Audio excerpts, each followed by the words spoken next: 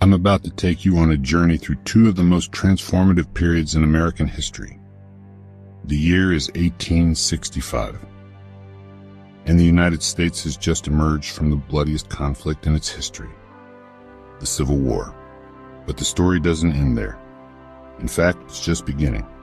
We're about to witness a nation rebuilding itself from the ground up, facing challenges that would test its very foundations. From the ashes of war to the glittering facades of the Gilded Age, this is the story of America's rebirth. The guns had fallen silent, but the echoes of the Civil War still reverberated across the nation. The South lay in ruins, its economy shattered, its social structure upended. The North, though victorious, faced the monumental task of reuniting a fractured country. And caught in the middle were 4 million newly freed African Americans stepping into an uncertain future. But, the challenges didn't end there.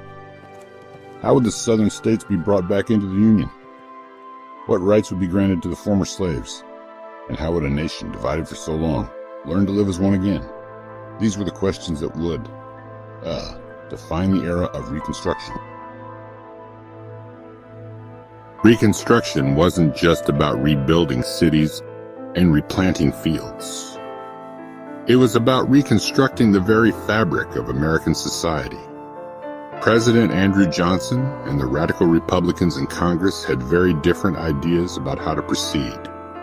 Johnson favored a lenient approach to the South, while the radicals pushed for more stringent policies and greater protection for freed slaves. The debate wasn't just academic. It played out in the halls of Congress, in southern state houses, and on the streets of both northern and southern cities. The stakes were high. Nothing less than the future of American democracy hung in the balance. And as the nation grappled with these issues, the freed slaves watched and waited, hoping that the promise of freedom would become a reality. In the midst of this tumultuous period, Congress passed 3 amendments that would forever change the Constitution and the nation. The 13th Amendment abolished slavery, finally making good on the promise of the Emancipation Proclamation. The 14th Amendment granted citizenship to all persons born or naturalized in the United States, including former slaves. And the 15th Amendment prohibited the denial of voting rights based on race, color, or previous condition of servitude. These amendments were, revolutionary. They represented a radical expansion of civil rights and a fundamental shift in the relationship between the federal government and its citizens. But as we'll see, the promise of these amendments would be tested time and time again in the years to come.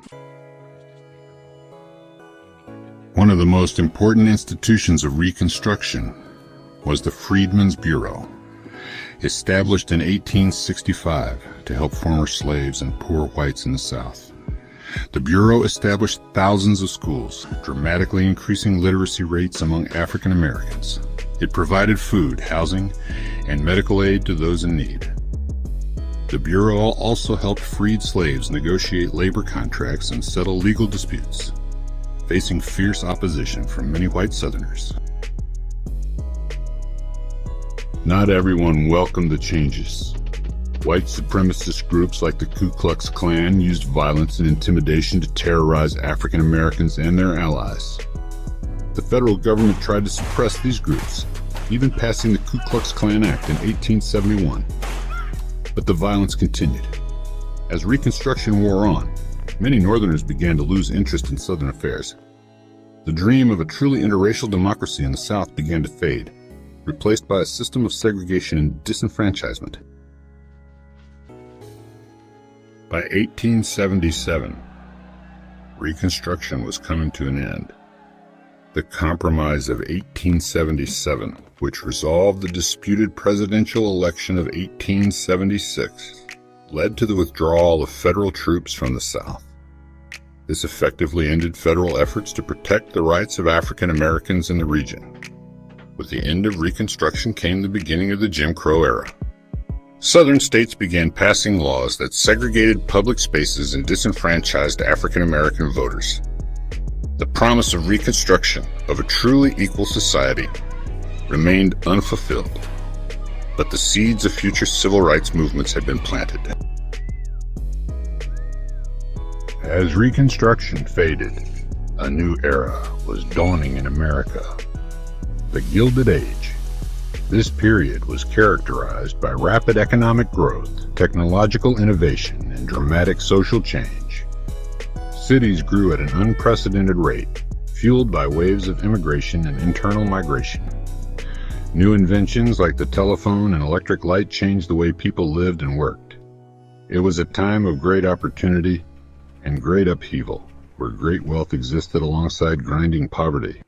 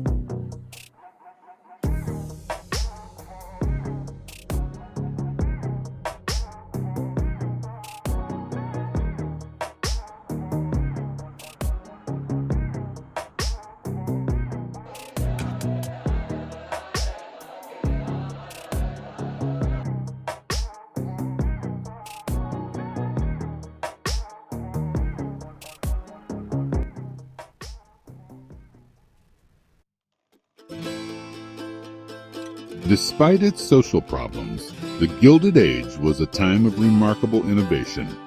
New technologies transformed daily life and industry alike.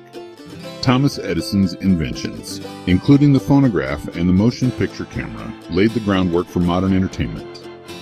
The telephone, invented by Alexander Graham Bell, revolutionized communication. In industry, new production methods increased efficiency and output. The Bessemer process made steel production faster and cheaper, fueling the growth of cities and railroads. The development of the assembly line, which would reach its apex with Henry Ford in the early 20th century, began to transform manufacturing. These innovations set the stage for America's emergence as a technological and industrial superpower. The politics of the Gilded Age were marked by corruption and patronage, but also by heated debates over the role of government in the economy and society. The two major parties, Republicans and Democrats, were closely matched, leading to several razor-thin presidential elections. But beneath the surface, new political movements were brewing. The Populist Party, which emerged in the 1890s, gave voice to farmers and workers who felt left behind by industrialization.